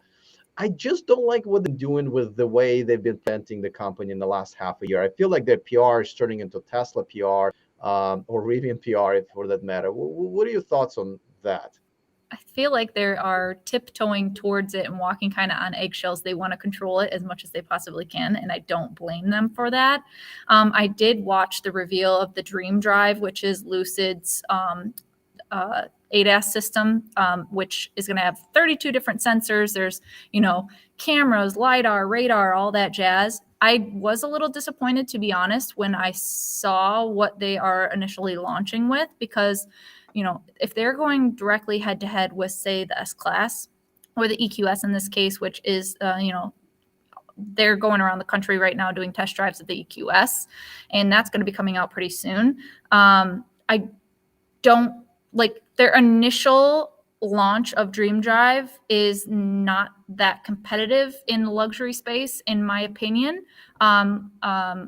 Just for example, a small thing, but it is a thing, is that with their ADAS system, they don't have the auto lane changing, but the EQS does. Wow. And obviously we know that Tesla does. So they said that these are things that they will eventually have later in over-the-air updates. But for initial Dream Edition vehicles, if you're spending that much money, I think those things that are common in that segment already should be included at that price point. And Wow. I do get that you do get more range, which is a huge deal. But I know a lot of people that shop in that price point that want to have all of those features that they expect out of a luxury vehicle at that class. All right, let's move on to another topic, because there's a super chat and it's already, I can tell, a big question. And I know you guys both will have a huge opinions on this. From Doug Thompson, $5. Can we talk a bit about the US charging networks? That's what gives me range anxiety. I have an XC40. I know, Ricky, you had some not so good experiences with Electrify America, but you're also a Tesla owner. Let's start with you. Yeah, this is, somebody else had mentioned they don't have range anxiety, they have charging anxiety, which is a funny way to look at it. Yeah. I will say people who have Teslas, especially recently, I mean, you got to remember Tesla was new once too, and they had very few chargers at 1.2. Now they're killing it. They're everywhere. I drive my Tesla with zero anxiety, anything. I have put 34,000 miles on it, largely during a pandemic. I got the car in December of 2019, right? So a couple months and it was locked down. But for us, driving to my mom and dad, visit them, they have a little bit of a farm. My kids love going up there. It was what kept us sane, right? Zero anxiety of any kind. I would drive anywhere in America with basically zero anxiety. I would trust the computer to tell me where to go. I would trust the range numbers were right. I would have zero issues. And this, somebody else mentioned in your comment section, by the way, your audience, very with it. They mentioned this is really what becomes a hard thing to overcome with Tesla's advantage. That charge network is so good. So then you have EA, which I think has improved greatly from when I first tried it. My first experience of it was everywhere I went, minimum three of the stalls were not working. And then if you were lucky, the fourth would work. And even that was a crapshoot. Now I feel like it's kind of flipped around. You might have a bad experience on occasion, but it largely is okay. But this is complicated stuff. Tesla is like Apple. They have to make their charger work for one type of car that they control. It's all integrated. Whereas there's like a little bit of a handshake that happens. Unlike gasoline, you don't just stick a nozzle in your car and then pull the trigger. There's a handshake. The car has to go, hey, here's who I am. Here's what I expect my charge rate to be at. Here's how the tapering curve is going to go. And they report that's percentage full. And there's this whole complicated thing that goes on. We're going to get better at this. It's kind of early and it's kind of sucky early on, but it will get better. So Alex alluded to my one bad experience. When I had the ID4, I was driving to the Bay Area, and at midnight with two children, ages 4 and 1, and my wife, at midnight, we were supposed to make a stop that the car told us to do. I get to the station, and it is completely offline. It's not even open. It's not even commissioned. And this is in Firebaugh, California. And it's not just me, Ryan from the Kilowatts, and I think Nikki from Transport Evolve. Everybody's been stranded there because these cars are telling people to go there, but that station is not running. And I think that might be changing soon. But anyways, I think I it's had 30 the way. miles of range left, and my options were to go 40 miles to the next one on my way or go 35 miles back to the previous one. So I basically limped at like 50 miles an hour with my hazard lights on behind somebody, and I went backward. But it added a ton of stress and headache to my drive. I think It sucks the that key takeaway is if you drive an EA car, like Lucid or ID4, any of these other cars, have the EA app on your phone and double check it. Don't trust the car. The car can't be trusted probably for another year or so. They have to have better like updating, like, hey, this person just had a session, it was good, this stall's down. They have to report that kind of stuff. Like in the Tesla car, it tells you 2 stalls open, here's the speed, here's it, and it updates it in real time. So it'll get better, but it has a little ways to go. That's what I was going to add, is that actually now that the Electrify America app is embedded into Android Auto. Not really sure about CarPlay, Apple CarPlay, but that's a big step. Yeah. I always relied on them. I never relied on anything else. And it sucks that all of us have at least one crappy experience with Electrify America, but they have improved. I have to say, I use them regularly now. Lacey, how's your experience with Electrify America been? I haven't had any issues on my side, but I haven't really charged a lot on the Electrify America network. I also am a huge advocate. If you're not going to buy a Tesla and you're going to buy something that is CCS with the other networks, I would highly recommend downloading PlugShare, because that is a very good, reliable app that you can look up ahead of time. Or a lot of people use a Better Route Planner to be able to figure out where you need to reliably charge while you're out. So I really haven't had too much of a problem, because I always use that extra fail-safe to double check and make sure. But the other side of it is that a lot of people do ask, well, why isn't Ford or why isn't GM or why aren't these people investing in infrastructure? You have to remember that these OEMs have a completely different business model than Tesla, who is a full EV automaker. That is part of their strategy from Tesla, to be able to have different ways that they can make money. And the supercharging network made sense to do, because they knew that they could eventually make money off of it. Whereas these other automakers are heavily invested in the old, gas-powered technology, ICE components, and it doesn't necessarily make sense for them to dump a bunch of money into a network. I mean, it is so capital intensive to start a charging network. And also on top of that, now we are starting to see the government is making a move to subsidize that in a real, compelling way, not only from a state level, but also obviously federally. So there are a couple of reasons as to why people are holding out. And it to me, it makes sense as to why Tesla had to do it in order to get us to this point. And also for them to create themselves another revenue stream. Yeah. And, the issue, I think Ricky started talking about that, is that Electrify America has to cater to all CCS. That's what a lot of comments are about.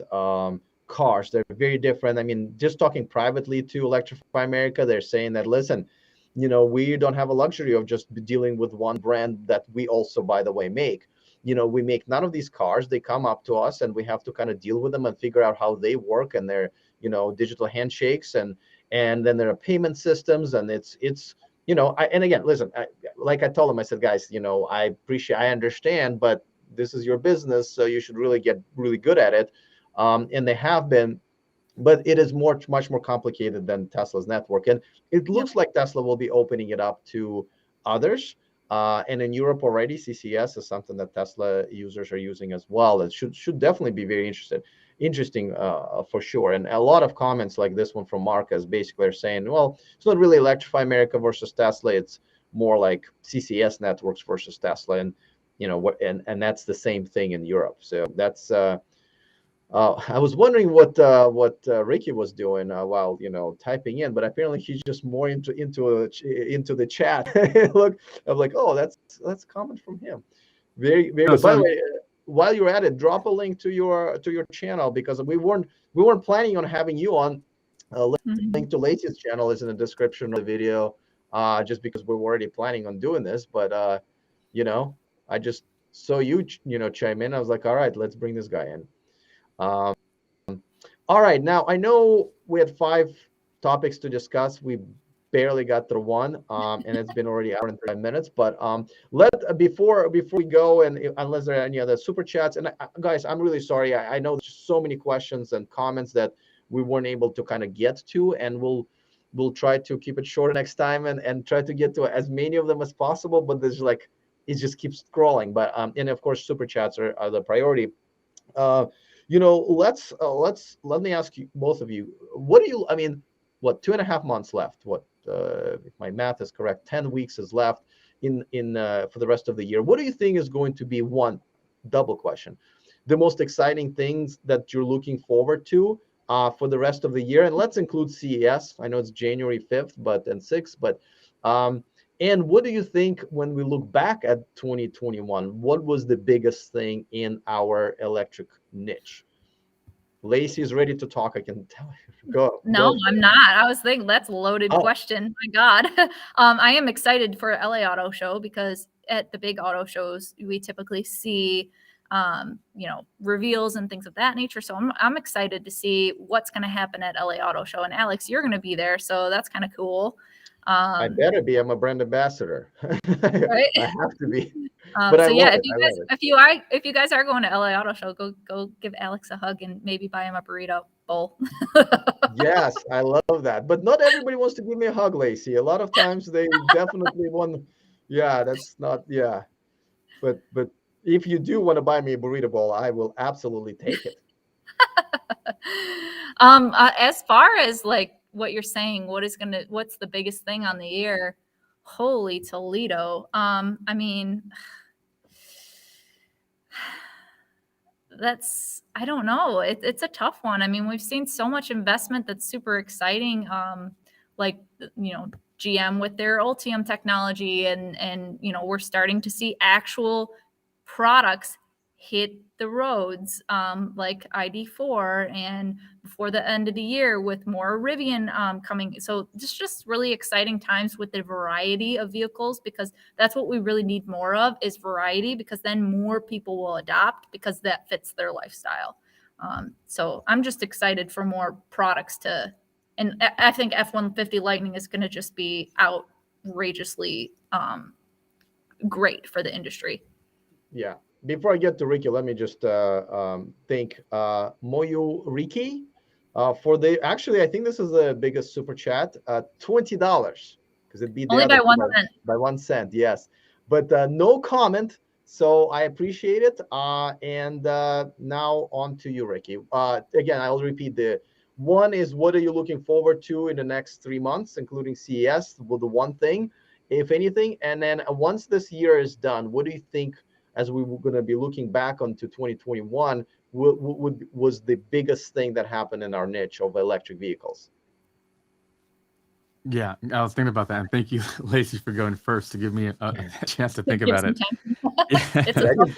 I didn't think my question was that complicated. Like, but okay. You got to reflect a little bit on the whole year. So how about this? I think Lacey hit it on the head at the very end about the Ford F-150. I've always said when it comes to like electric vehicles, we have to have just tons of options. There are people who think, just buy the Tesla. Who needs anything else? I hope every other car goes bankrupt and it's just Tesla. That is not a good world that we want to live in, where there's one company making 4 models and 5 colors. Like that's not what we want. I try to listen to my comment sections and try to travel, and I have friends of varying different types of political views. But one thing I learned is everybody has their own opinion. And really what I hope is that there are electric vehicles, right? 450 to me just jumps out as that car. There were so many people who hated electric vehicles who would never buy one until that reveal. And as I started speaking with them, they were like, I live here and I had a hurricane. I had no power for 4 days last year. I could plug in my car and it would run my house for a couple of days in the event of an emergency. Yeah. It could. It doesn't need to have oil changes, or it could do this at the job site. I could just plug in and run a 240 saw, and I wouldn't have to have a generator. I could ditch that out of the truck bed. Yeah, you could, and I could drive 300 miles, and it's faster and this and that. And then people started to think about it, right? And what's funny is we've had electric vehicles for 10 years, but until that car that they like, their personal passion, their identity cars are like part of our identities in America, right? Not just in America, in the world. People buy the brand or the model that they associate with. So for the Ford F-150, this is a car from everyone I spoke with. And I've been to Detroit 2 or 3 times this year from never having been before. So I've had a chance to chat with people.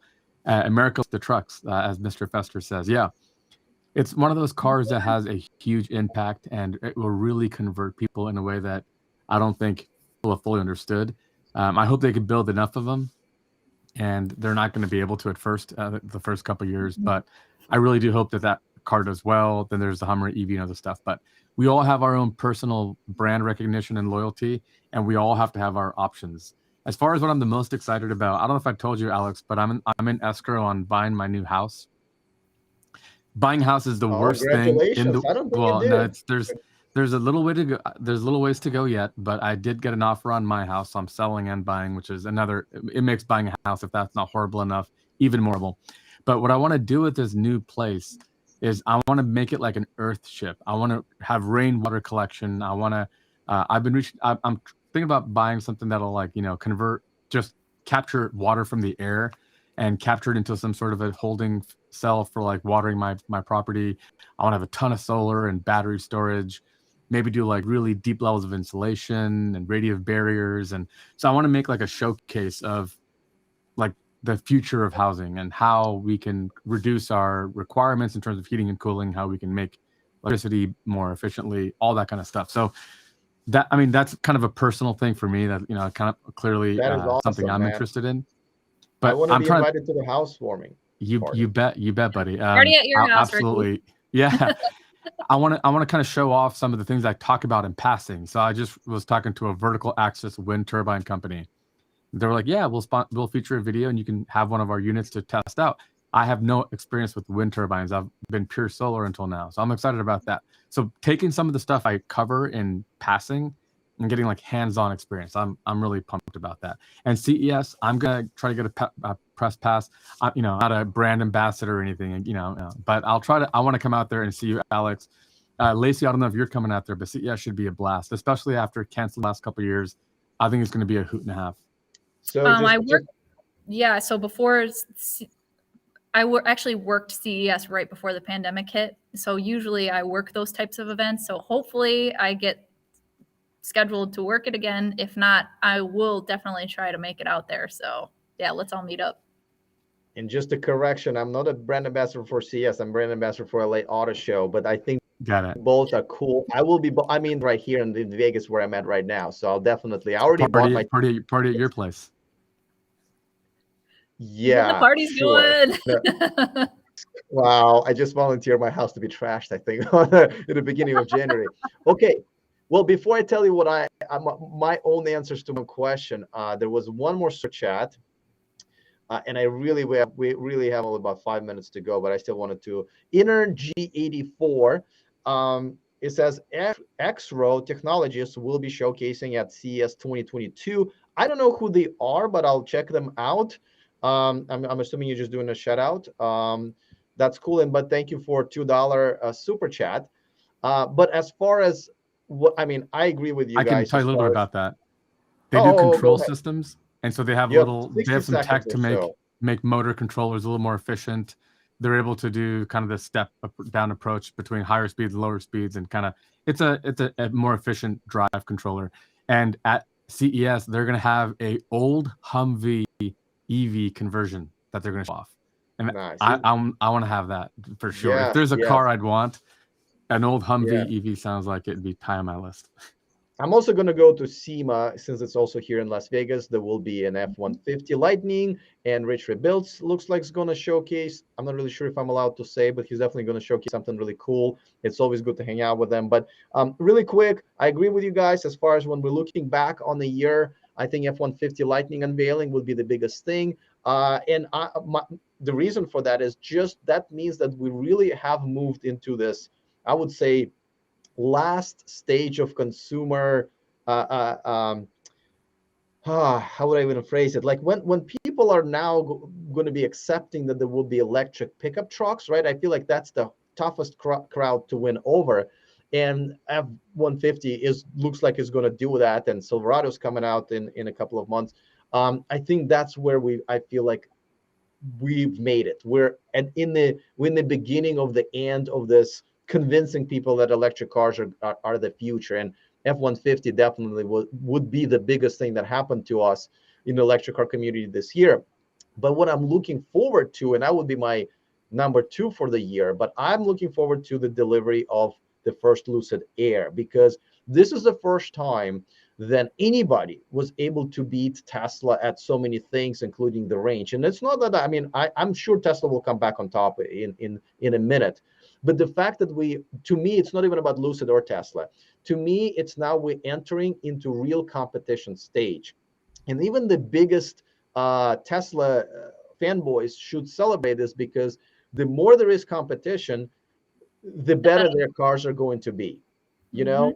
And I think once Lucid gets delivered to the first customer with a 520-mile range, 350 kilowatt charging, which, by the way, is not even about that. It's how many miles per minute it's going to charge, which this is going to just kill everybody there.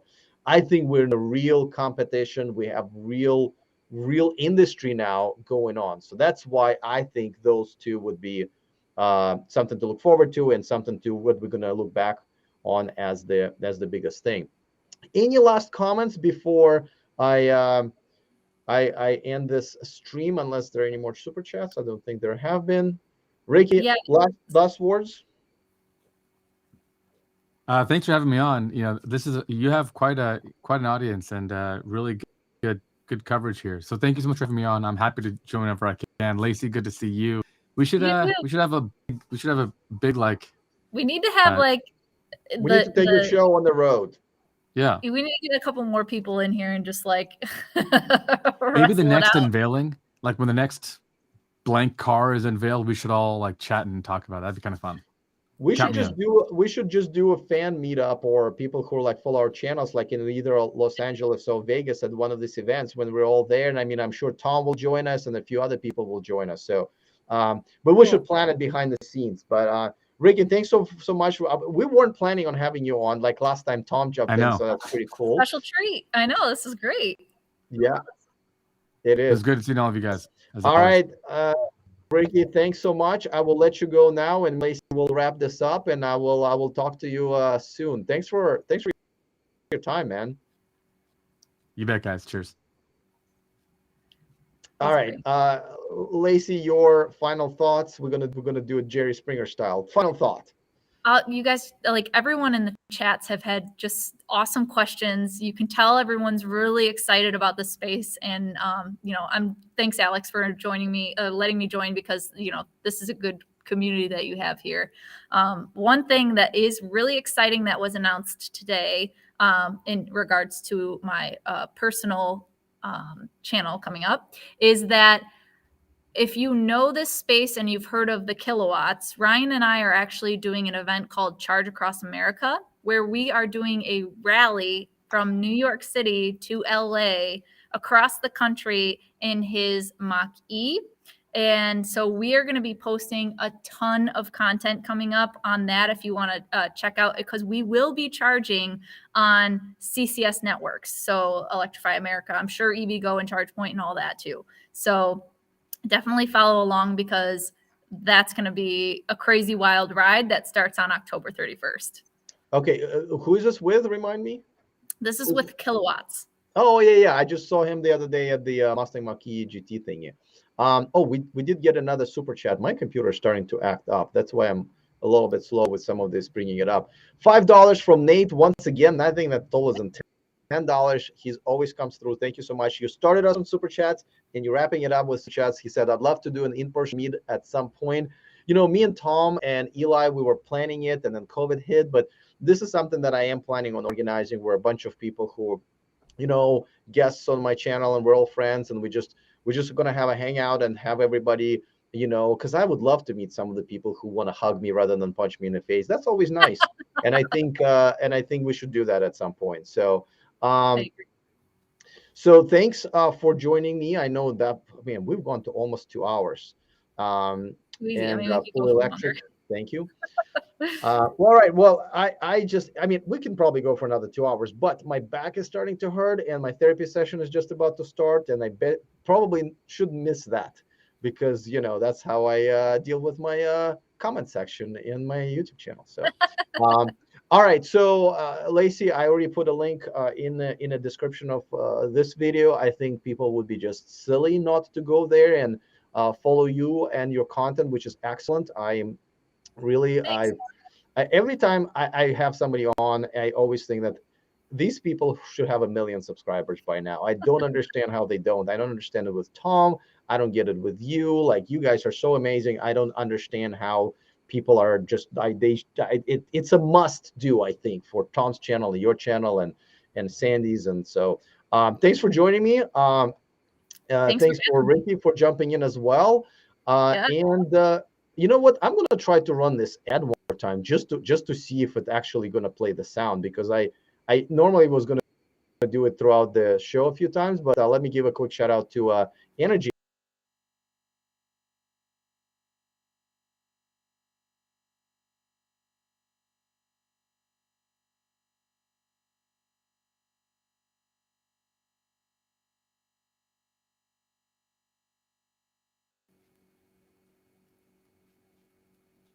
You're muted.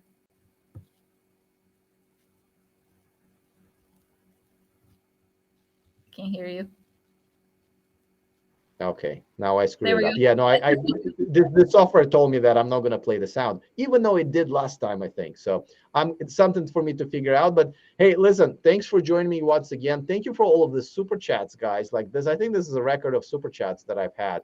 And we'll fix the couple of little issues with sound. I've only been doing it for like 3 weeks with the software, but I'll figure it out. Have a great the rest of your week, Lacey. It was great Thanks hanging for out, having me. and I will see you next time.